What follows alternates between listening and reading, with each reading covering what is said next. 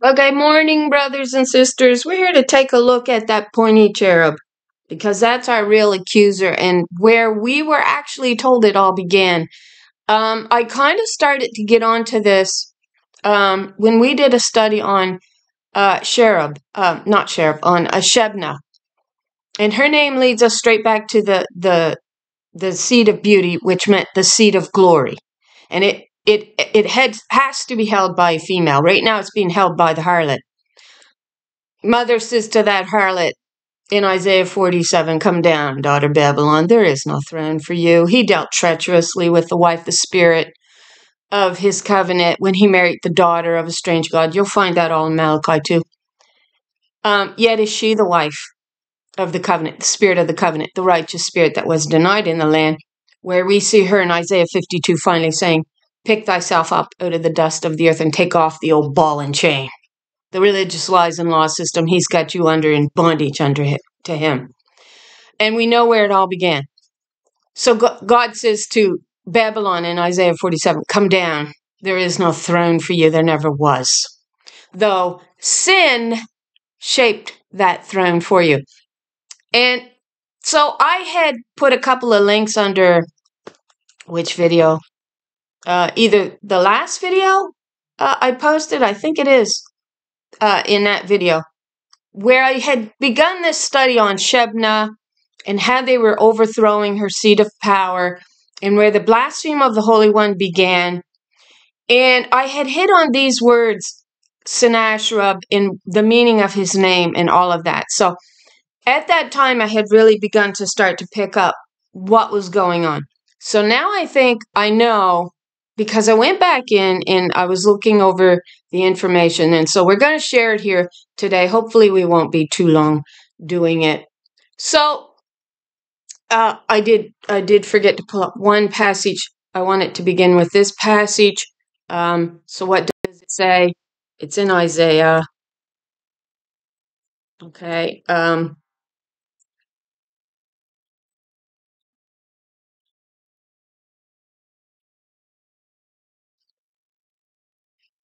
Okay, so we'll get this. Hold up. We'll begin here. And we will begin in, it's Isaiah 52:4. Yeah, it's funny because I can never remember this.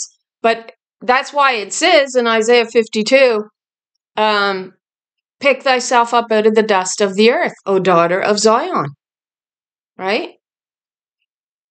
Okay, let's go in. I'm going to pull the whole chapter up now that I know it's chapter. What does it say? "Awake, awake." She's speaking to her Lord, 136, which you find in, where is it? Is it Psalm 77 or 78? She awoke. It's got he awoke. Let's look this one up too. Sorry. I want this to be fairly short. It probably won't. I think it's Psalm 77 verse.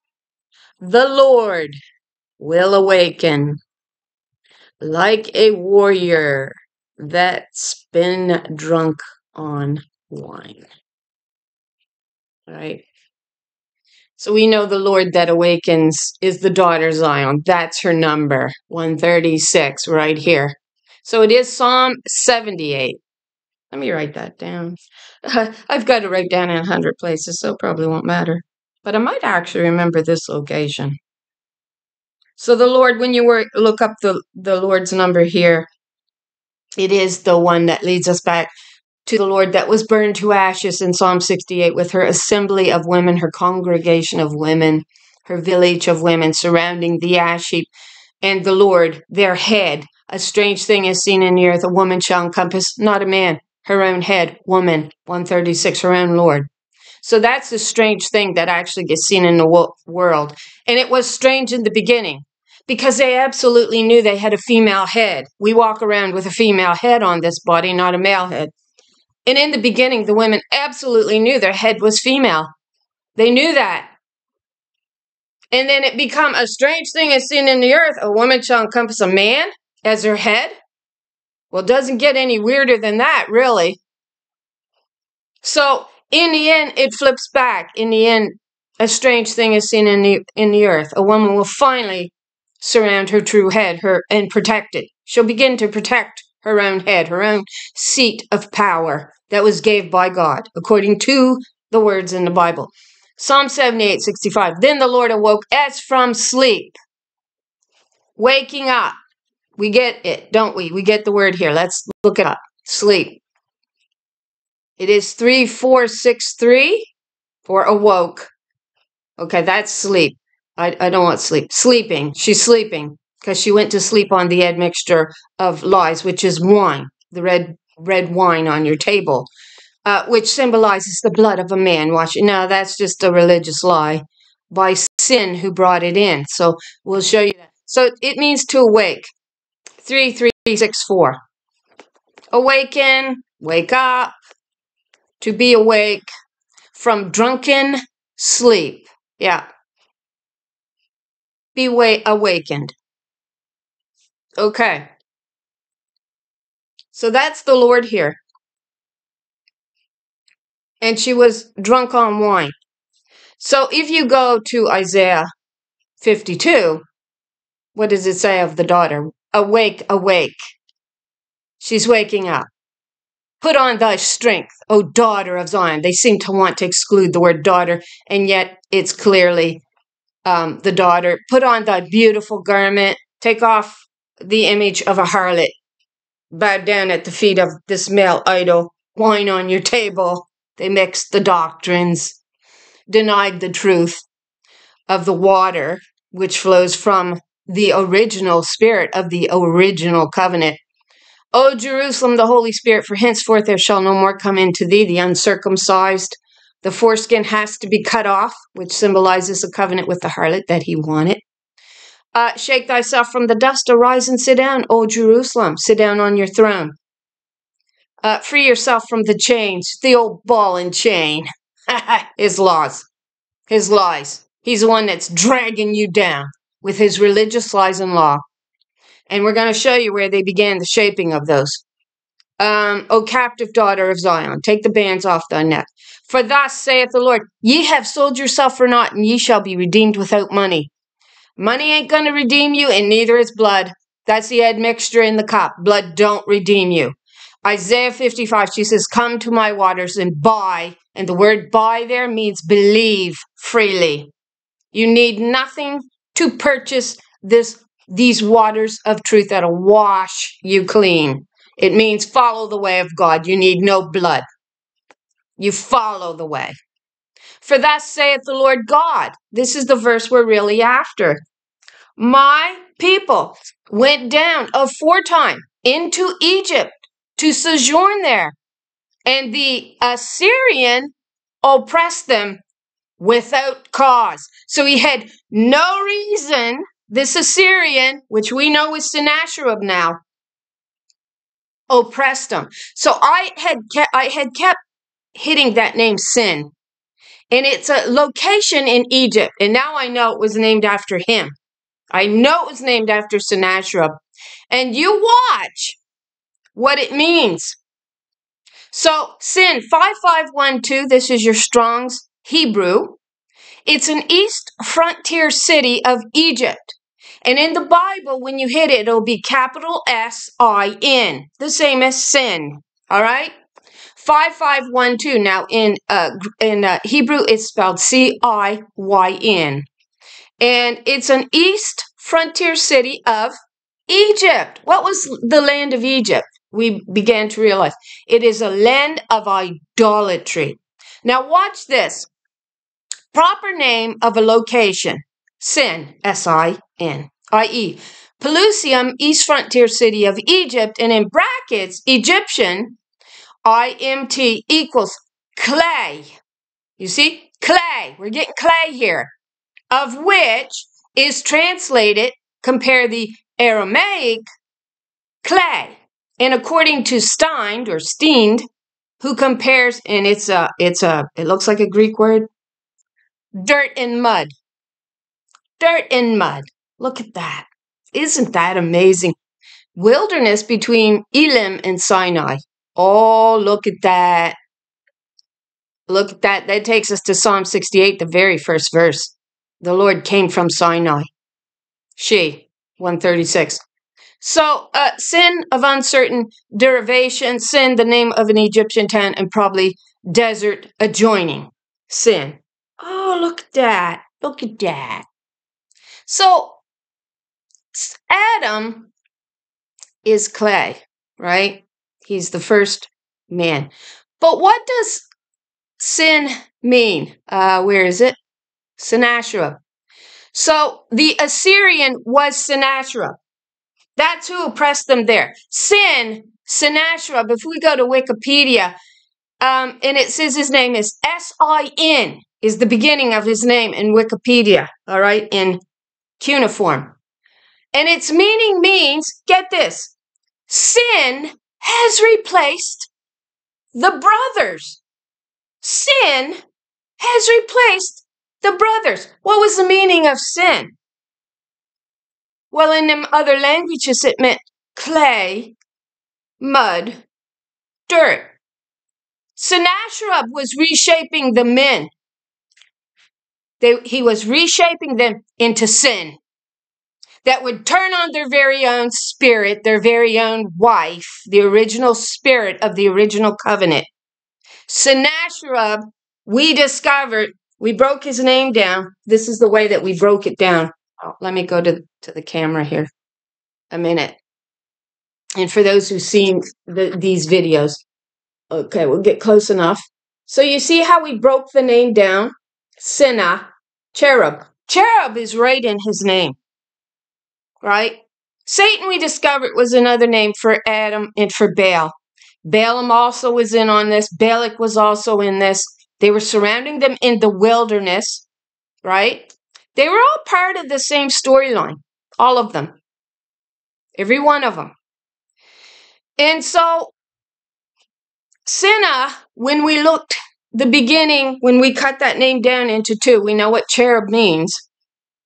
But when we broke the name down, what did Senna mean? And this is why you'll oftentimes hear me refer to him as the pointy cherub. So his name, the beginning of the name is S-E-N-N-A. And if you punch it in, it'll pull you up Strong's Hebrew 5572, Senna, S-E-N-E-H. But it means a blackberry bush.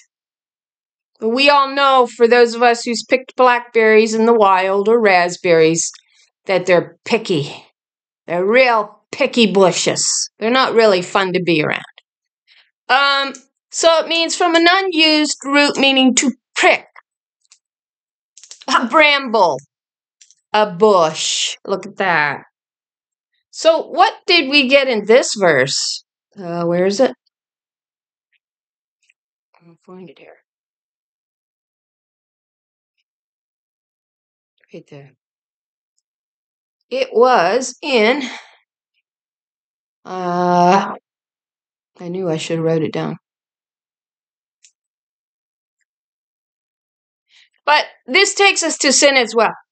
And the idol shrines of Awan or Avin, the sin of Israel, shall be destroyed. The thorn and the thistle shall come up on their altars, and they shall say to the mountains, cover us, and to the hills fall upon us. I think this is a sign of repentance of the true Israel. When they begin to realize that they've been led astray over time to this religious lie and doctrine, then they begin to say, cover us and fall upon us, for we have gravely erred in what we had understood. And they didn't bother to go in and study the truth, especially these boys here. But I'm still looking for the, where was it? I pulled it up.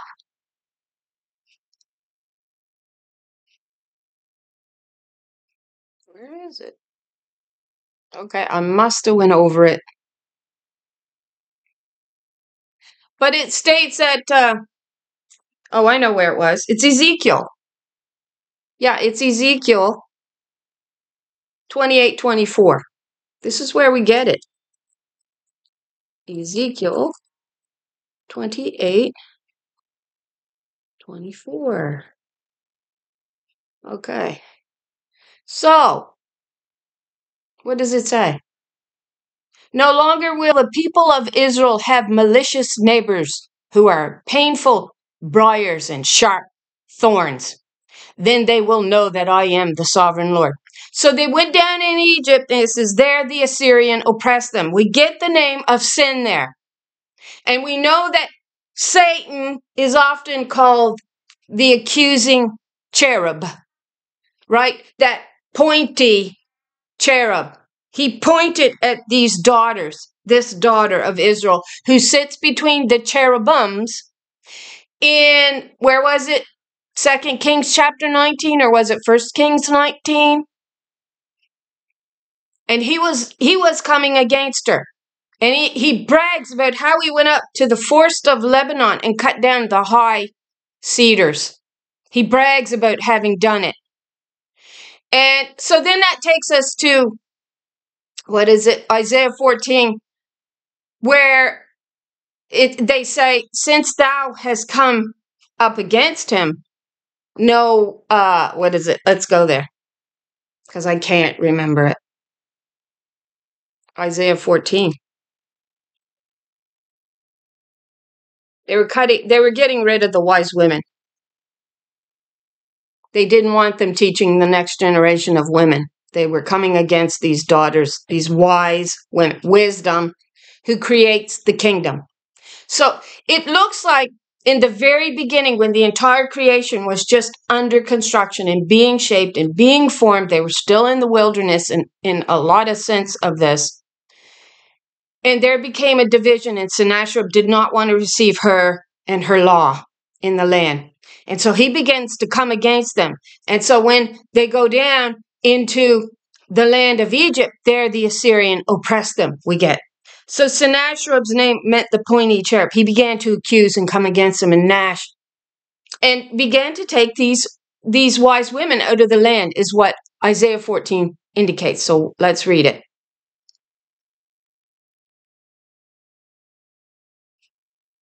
Where is it?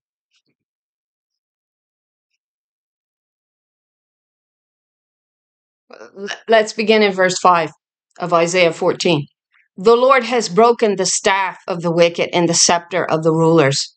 He who smote the people in wrath with a continual stroke, he that ruled the nations in anger is persecuted, and none hindereth. That was Sennacherib. It's Sennacherib who shaped. And what did his name mean? Right? We'll go back here in a minute. I want to go to Wikipedia. Sin has replaced the brothers. And sin did replace the brothers. Sin, the name Sin, which is a location in Egypt, there he oppressed the people of Israel, the women, the daughters. That's who he was coming against. He didn't want their law ruling. And it says he had no cause to come against them. He just was angry. You know what it was? His pride, his male pride. And he began to reshape these men just like him. That's what he began to do. And so we get Adam in Hosea, and I could never quite understand this passage, the way some of them has it rendered. Oh, where is it? I'm sorry. I did have these passages all pulled up. Oh, where is it? Okay, so it is, did I write it down?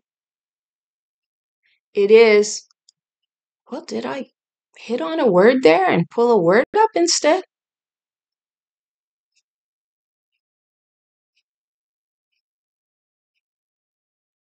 Oh, where was it? I'm sorry. I had it pulled up and now I can't find it. Of course. It doesn't matter what I do. It's going to go this way. Right there. I think is where I want to be. No, it's right here. It's this verse. So it's in Hosea 6:7. And the New International Version renders it like this. As at Adam, they have broken the covenant, and they were unfaithful to me. That was the daughter Zion, the women inside the nation. They were accusing and coming against. They were unfaithful to me there. We know this is all tied with Sennacherib, the pointy cherub that was accusing and coming against her. We know this. As at Adam. Isn't it interesting that the word there is Adam? In the way they translate it, as at the New International. Now, the King James don't. It says, but they, like men, have transgressed the covenant. Well, it was the men, because sin has replaced the brothers. Sin was reshaping them with a religious lie and doctrine on their tongue that was appealing to them. That's what that means. That's why it's as at Adam, where they reshaped man. And sin replaced the brothers. Now, when we go back to that meaning of Sennacherib's name, that pointy cherub, when you hit on sin, it takes us to what that means, what the word sin means. In mythology, S-I-N, was the Mesopotamian god representing what? The moon. Well, why is the moon important here? Sin replaced the brothers. And sin means the moon, and moon we know rules the night. It's the power ruling the night, darkness. So when they took control of the law, it means the false light began to shine upon the Shulamite, which is another word, one of the many names that these daughters, the feminine, the divine feminine, went by. The light began to shine upon her and make her black in the spirit, and the sun bore an intensity and an anger at that time, darkening her, it says. And so her skin begins to peel upon her, she says. He holds me up in the assembly of God with his strong hand around my neck, and he hears nothing I have to say. Oh, we hear that today, don't we? These men have so much bloody pride. They're so used to hearing he, and he's God when he is not God. Sin shaped the brothers. And at Adam, they dealt treacherously with me there. You dealt treacherously with the wife of thy youth in Malachi 2, and you married the daughter of a strange god, a harlot that bowed to you as if you were God. And it was Sennacherib that was making these accusations and coming against her. See? So sin representing the moon. So they got the moon, the powers of darkness got hold of the powers of light.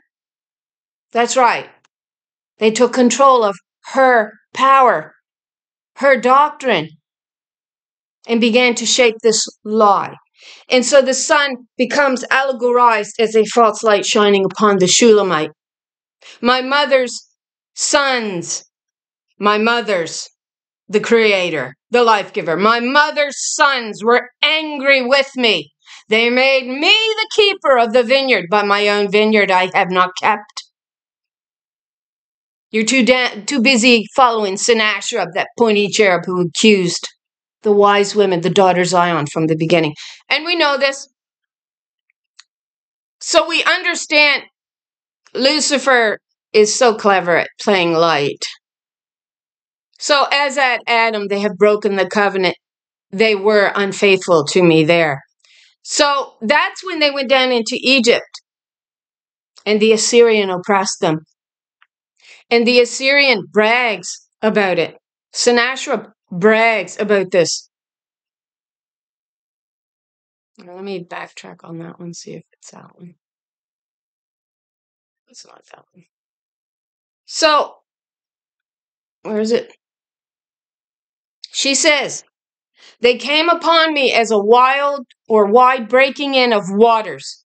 In the desolation, they rolled themselves upon me. Terrors are turned upon me. They pursue my soul as the wind, and my welfare passes away as a cloud. They don't care. They don't care about womankind's welfare. They don't. Even the ones who support you will stand back off to the side and say, well, it don't concern me. That's how much you care. As long as you don't touch them and their right to rule womankind and put this old ball and chain on her neck that she has to drag around. It's called the law system stuck on her neck. And it was old Sinny boy who stuck it there. And sin has replaced the brothers. That's what it really means. And now my soul is poured out upon me. The days of affliction have taken hold upon me. My bones are pierced in me in the night season, and my sinews take no rest. By the great force of my disease, sin. Her disease was sin. Sennacherib, polluting her waters, accusing and attacking her for no reason, it says, other than his arrogant pride. You know what I think? I think these planets were like Eden, and when sin saw him, that old sinny boy saw him, he thought of commerce. He thought, if we can get the law at our disposal, we can shape these planets the way we want, and we can get rich off of it. And that's what God says. You take and you take and you take, and you never have enough. You destroy these planets is what you do under your Babylonian commerce. And we get the law that began to govern this world being written by the Jewish boys under Babylonian captivity. Hey! You want to know what polluted this entire world? And God says, but you'll not be able to cast a cord for more lot. A cord for lots. And I think that means more planets. You destroy these planets that you live on. You're getting no more, boys. Because I'm the one that makes them. I'm the creator. I'm the maker. I'm the life giver. I make everything live. I'm wisdom. It's by me that everything is created. You kind of forgot about that fact, didn't you? Yeah. But sin shaped the brothers. Their arrogance is, look at them. Watch them. Point, point, point. They're just like Sennacherib, their brother. They're just like him. The old cherub who pointed. And it says, if man was let go, he'd destroy his own self. And that's just what he's doing. So sin mythology, representing the moon, is the beginning Sennacherib. And this is his titles that he gave himself. King of Assyria, king of Babylon, king of the four corners of the world. And watch this one. He's king of the universe. Old sinner boy. What did the angel of the Lord do? I got this one pulled up. Somewhere. Yeah. The angel of the Lord, which was the presence of God on earth, identified as the camp that is with the Shulamite camp of Mahanaim. What did she do? And this may be where she erred, and yet there was no other move she could have made. 2 Kings 19:35. That night, the angel of the Lord, that was the presence of God on earth, and it was represented as a female. Yeah, we'll ignore that. And we see Jacob also stealing her name. That was the oppression coming in from the Assyrian. They had reshaped the brothers. That's right. It was her role to shape them. But we see Sennacherib taking that right, that God-given right that came from heaven. It was her right to establish the laws that would shape Adam, form that clay into righteous sons. And you know what? Senna took that right away from her, and he shaped them. Sin has shaped the brothers.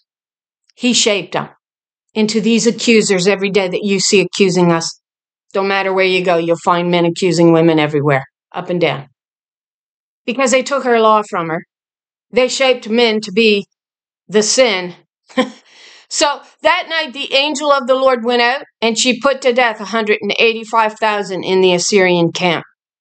When the people got up the next morning, there was all the dead bodies. So the presence of God, her name was Israel. And we see Jacob stealing that from her. He wrestled with her, he stole it.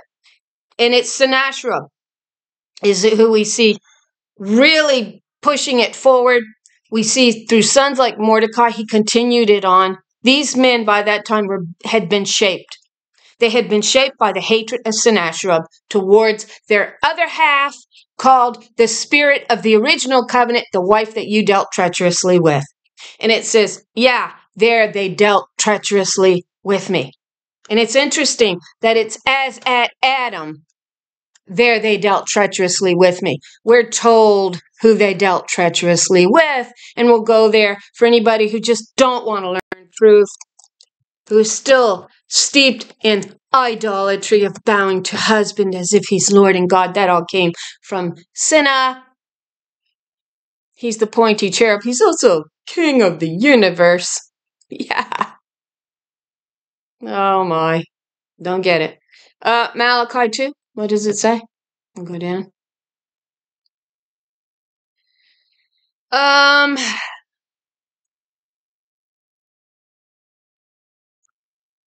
It may be further up here. Then what I think. Okay, so it is down.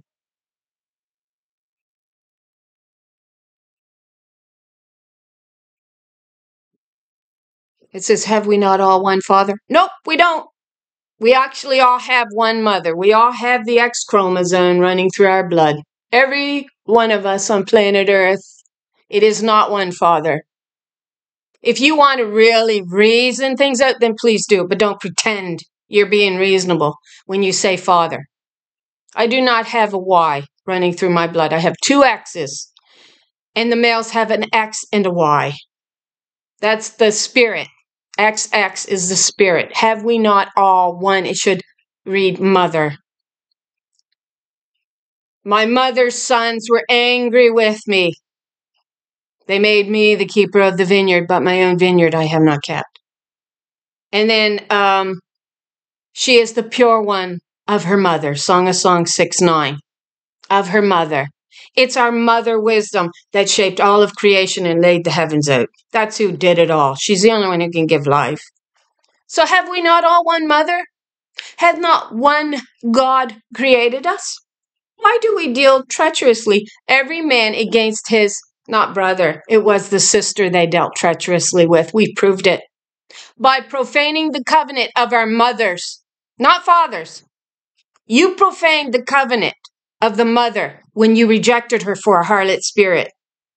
Judah, which is another name for Adam, we've come to understand, had dealt treacherously. There we go. And there at Adam, the clay, the forming of clay, sin has replaced the brothers. Sin, a location in Egypt.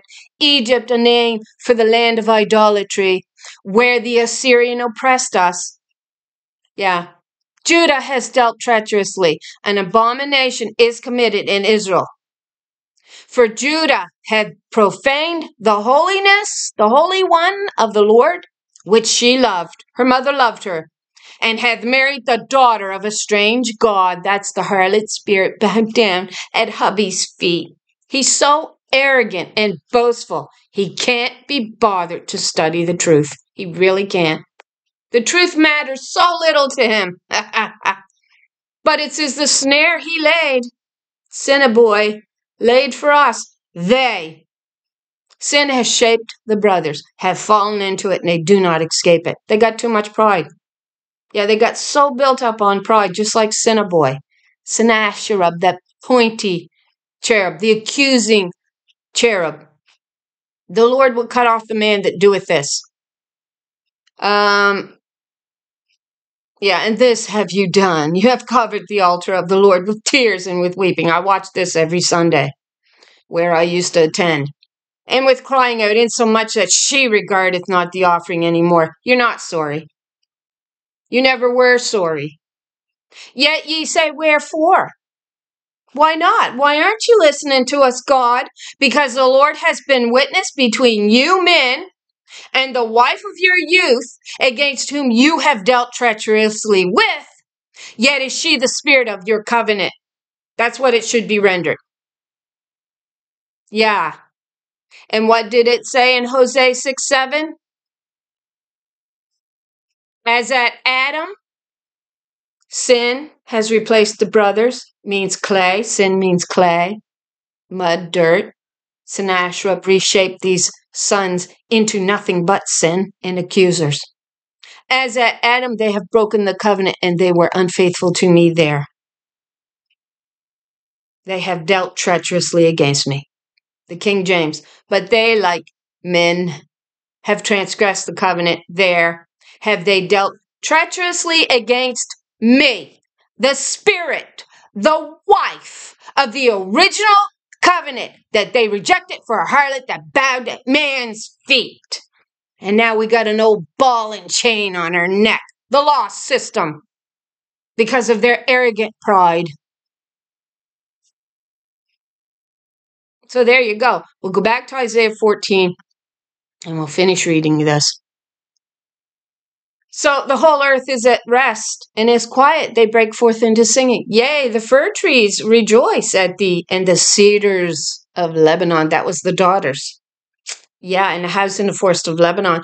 Since thou art laid down, no feller, no woodcutter has come up against us. We found them actually destroying her temple and all signs of her temple. Where was it? Isaiah 74, Psalm 74. Let me check that out right quick here. Psalm 74. I think it was. Yeah. And the daughters cry out to God.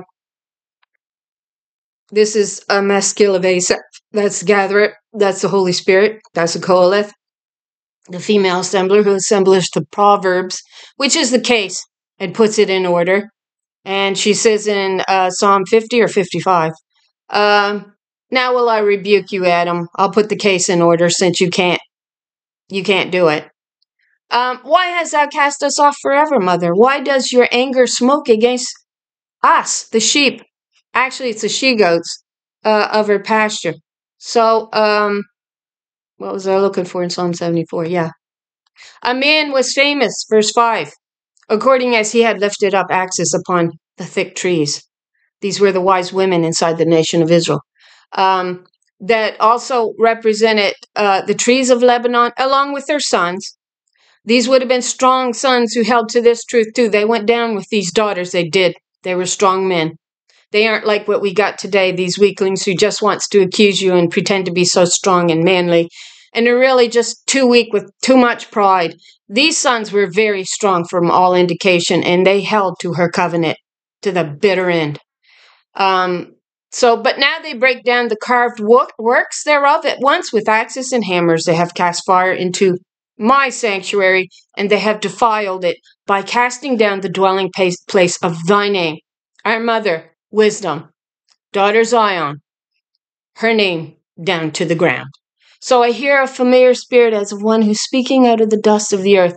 So the spirit she's hearing is her own spirit. Wisdom's own spirit, or her own daughter, finally rising up with the truth in her mouth. They have cast fire into the sanctuary. They have defiled it by casting down the dwelling place of thy name to the ground. They sit in their hearts, let us destroy them together. They have burned up all the synagogues, the tabernacles of God in the land. We see not our sign. There is no more any prophetess, neither is there any among us that knoweth how long this will last. So they had lost all connection to the Spirit. They no longer knew what to speak, what to say. They had lost connection with the Holy One, the Spirit.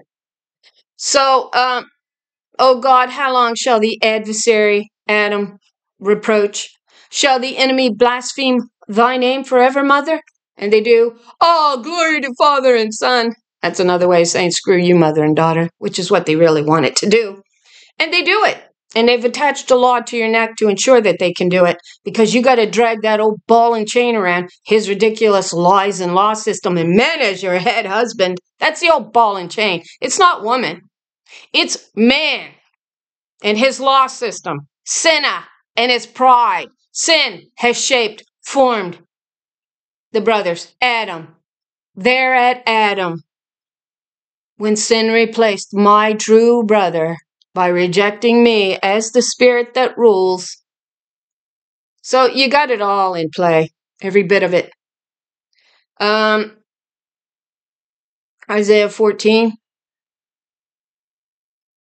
Yea, the fir trees rejoice at thee, and the cedars of Lebanon, saying, since thou art laid down, no feller or no woodcutter has come up against us. Hell from beneath is moved for thee to meet thee at thy coming. It stirreth up the dead. That's Sheol. Sheol's going to meet sin at his coming. even all the chief ones of the earth it has raised up from their thrones, all the kings of the nations. Oh, let the mountains fall upon us, right? All they shall speak and say unto thee, art thou also become weak as we are? You're like one of us. Your pomp, man, is brought down to the grave, and the noise of thy vials, the worm is spread under thee, and the worms cover thee. How art thou fallen from heaven, O Lucifer, son of the morning? See, he took control of her law and made it dark. He changed the light from light to darkness. That's 666. 6 times 6 times 6 is 216. Strong's Hebrew means light. And it can mean a covenant of darkness, which is the one we currently have ruling in the land today. Man saying man, man, man is God. Well, he. But that don't mean man. Yeah, it does. That's absolutely what it means. And that's what gave him control, to put the ball and chain on your neck. Come away, dear daughter Zion. Pick thyself up out of the dust. Take back your throne that belongs to you. It doesn't belong to the harlot Babylon, bowed down at a man's feet, teaching him as if he's Lord and God, building his house up and tearing your own down and handing your children over to the slaughter. That's what you do.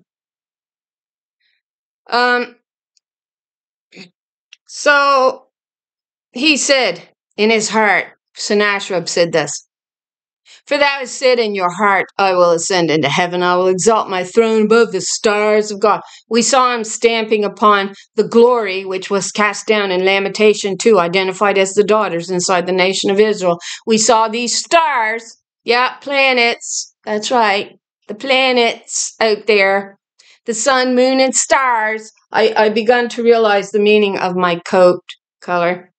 I'll show you in a minute. I believe the coat colors, the 3 gemstones on my coat, means the sun, moon, and stars now. I didn't at the time. I've just learned it quite recently. I'll probably forget it again, though. For thou hast said in thine heart, I will ascend into heaven. I will exalt my throne above the stars of God. We saw the stars being stamped upon by this goat. It's a he-goat. Another word for the devil is satyr, a devil goat. Which was Sennacherib and men like him, Mordecai, Solomon, Hezekiah, you see many of them, making a climb to her mountain, her throne of power, which was the right to rule in the land. So we see him exalting, and we see this goat stamping on the stars, which gets cast down, which was the daughters, because the harlot, which was being exalted to the commander of the host is the children. She was in command of them. It's a host in the second heaven. And they have power to create all of the nasty things that's happening on earth. It's the power at the right hand. It's the daughters out there as the spirit having power over this world right now to make it shake and whatnot. It's that power of the spirit. She's got this power to do this, just as the presence had the power to part the waters. So it's a real power that she has. So how art thou fallen from heaven, weakened the nations, and he stamped upon the stars of God when they came down to earth. I will sit also upon the mount of the congregation in the sides of the north. So the congregation of women that met in a house in the forest of Lebanon met in the sides of the north. That's the 10 northern tribes of Israel, from all indications, and it was the feminine aspect. That was the tabernacles that these sons come in. They were tearing these tabernacles down. They were murdering the women. We saw them actually murdering the wise women on the corners, street corners.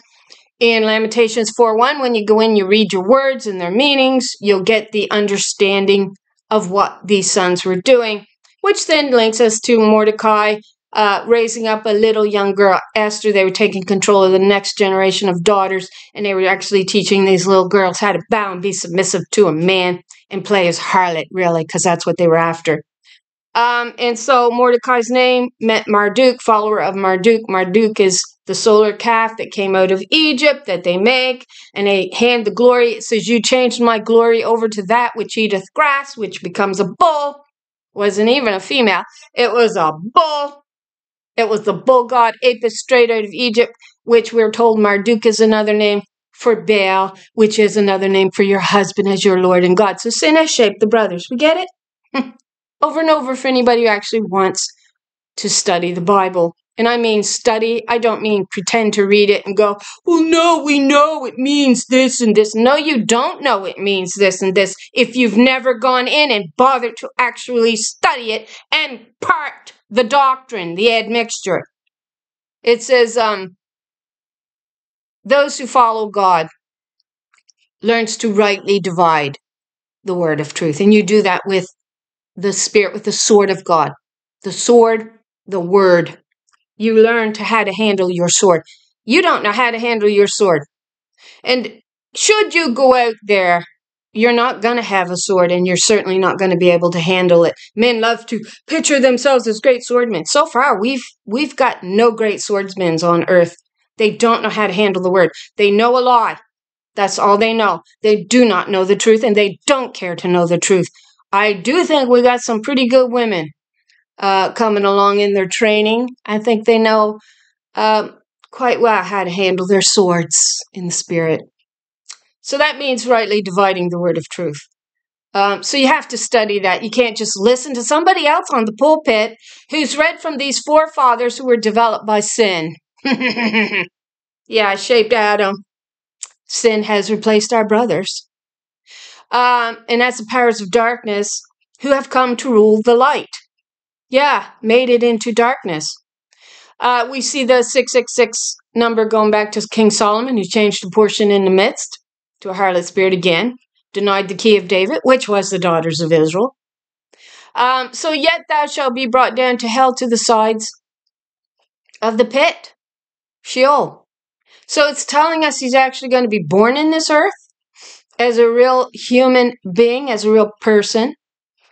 Whether he knows who he is or not, that's up for grabs. You don't always know who you are. I think that comes down to righteousness don't always seem to know who they are. The righteous ones don't always seem to know who they are. The wicked, they're brought up being taught who they are. I believe that. They that see thee shall narrowly look upon thee and consider thee, saying, is this the man that made the earth to tremble, that did shake the kingdoms? Oh, that pointy cherub, Sennacherib. Yeah. It's all there. It's amazing. So we know she becomes circled with these thorns. She says, he has cast me in the mire. Job 30:19, where they broke in upon her wall, breach upon they came upon her, wave upon wave, through her wall. And that was the righteous spirit that should have been inhabiting this. Adam daubed that up when he locked in the harlot spirit. We see the harlot being weighed down in the basket. She's unable to leave the basket, and she's being weighed down as if she's of more value than what she really is. A harlot spirit bowed down at the feet of man is worthless to the true God. And now my soul is poured out upon me. The days of affliction have taken hold upon me. My bones are pierced in me in the night season, and my sinews take no rest. By the great force of my disease, sin is my garment change. It bindeth me about as a collar of my coat. So this changing of the righteous to the harlot, and he had no reason to do it. He had no cause to do it other than arrogant pride, weakened her. It changed her body in form, is the idea. He has cast me into the mire, and I am become like dust and ashes. Now, some will want to say God is here. It's not God speaking here. She's talking about the men who did this to her, Sennacherib. A whole list, we've named them. And I am become like dust and ashes. So we see them throwing dust and ash upon their heads. That's the nation of Israel burned to ashes. They were destroying her. They didn't want her. I cry unto thee, and thou dost not hear me. I stand up, and you regard me not. So they took control of her assembly, of her house of God. These men did. Now they go, shut up, woman. I'm your head. You must listen to me. So I stand up, and you regard me not. Isn't that what men do to us? They don't regard us. We're not worthy of listening to, especially a righteous spirit, which they want to just turn upside down and say, no, she's wicked. No, she's the righteous. The harlot bowed at your feet is wicked. And that tickles your little ear. That was the sin that replaced the brothers. Arrogant pride. Thou art become cruel to me with thy strong hands. Thou opposest thyself against me. They do. That's just what they are. They're wicked men. Thou liftest me up to the wind. Thou causest me to ride upon it, and you dissolve my substance. So her power was being dissolved with the changing of the guard. The changing of the guard was tossing the righteous spirit over for a harlot spirit that now rules.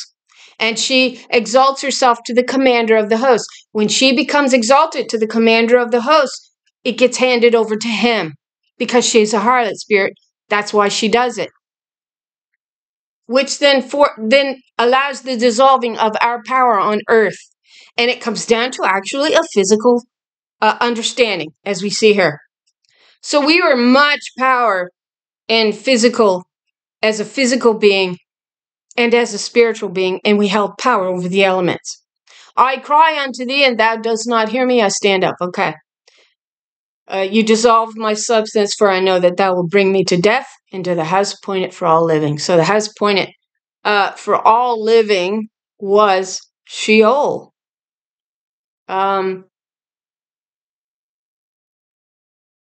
So we live, what it means by house of the living is that if you live here, we all die. And so the house gets appointed as Sheol, the harlot spirit's house. You'll bring me into that house where we've got to battle against that. So anyway, there's the video. It's not short as I wanted it to be. I apologize for that.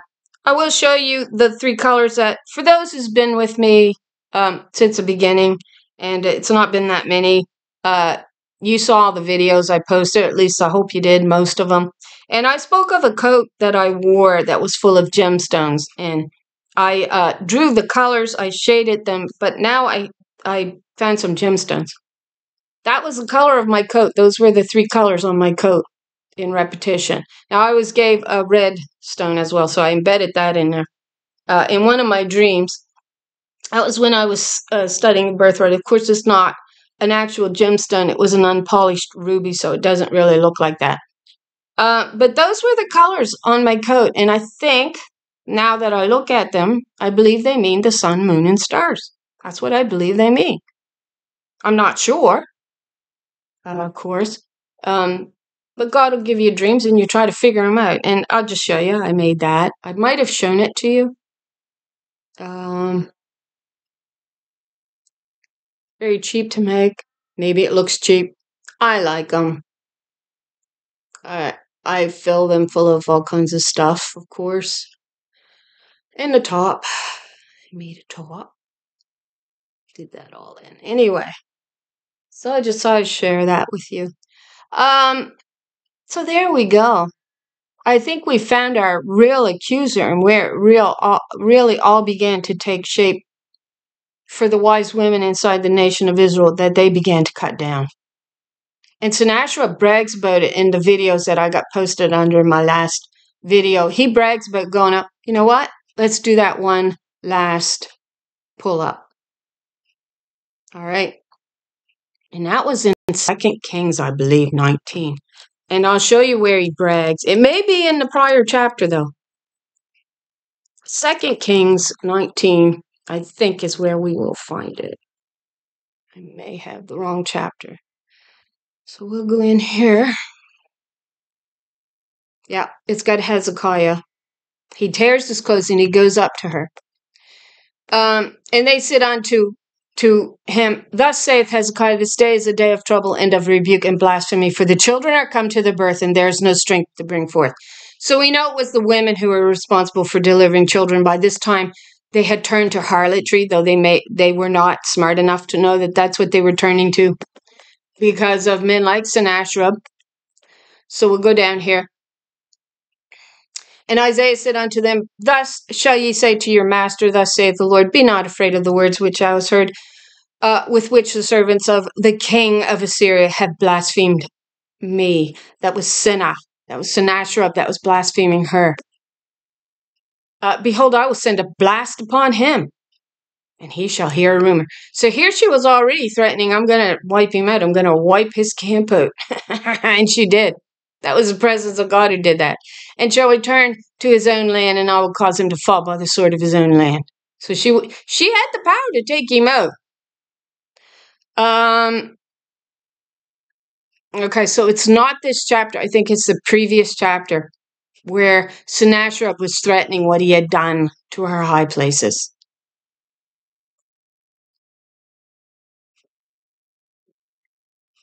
Yeah.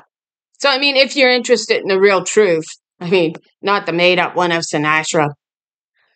But verse 21, we know it's she that sits between the cherub. This is the word that the Lord had spoken concerning him. The virgin, the daughter of Zion, has despised thee, and she has laughed thee to scorn. The daughter of Jerusalem has shaken her head at thee. Yeah. But you see, we see her taking back her throne in Isaiah 52, because they had cast her down into the ground and had placed in power a harlot spirit for no other reason than that they simply hated her without a cause. So whom hast thou reproached and blasphemed? You reproached and blasphemed the wife of the original covenant, the spirit of the original covenant, and you lifted your eyes in pride on high, even against the Holy One of Israel, the spirit of man that was rejected for a harlot that would bow to him in his pride. And he put a ball and chain on your neck, a yoke, a religious yoke of laws. By thy messengers thou hast reproached the Lord. This is it. And hast said, with a multitude of my chariots am I come up to the heights of the mountains, to the sides of Lebanon. He brags about cutting her house down out of the land. And I will cut down the tall cedar trees thereof, and the choice fir trees thereof, and I will enter into the lodgings of her borders, and into the forest of her Carmel. See, they got him. This was her possession. This was where her house was, that they were cutting down in, where was it? Psalm 74. They were cutting her house and her all semblance of her out of the land, and where they worshipped this Lord, which is female. This is the female being rejected. She's the one sitting between the cherub here, which was the spirit of the original spirit of the original covenant of man. But he dealt treacherously with her at sin, at Adam, the creation of Adam. Sin has formed the brothers. So the Lord here, 136, that's her number. She's the one talking, speaking. I don't know how many times I can say the same thing over, but the fact is, it is the truth. When you want to learn to rightly divide the word of truth, people get all hung up on whether it's King James or this interpretation. It doesn't matter, not when you're going in and studying the words. That's the study. That's how you learn to rightly divide the word into the two covenants, one of blood and one of water. Hers was one of water. But they rejected her for the harlot that would bow to them. So anyway, there we go. Thanks for watching. I hope you're blessed with an abundance of truth. It looks like it's going to be a beautiful day here. Had a bit of snow in some places, but we were spared quite nicely.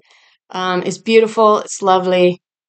And hope you're all blessed with a beautiful day, just like I hope you're blessed with the truth of God, the true word of God, that you do go in and determine that your soul, your spirit, and where it's going to dwell in the next existence is important enough that you have some say about it instead of handing it all over to him.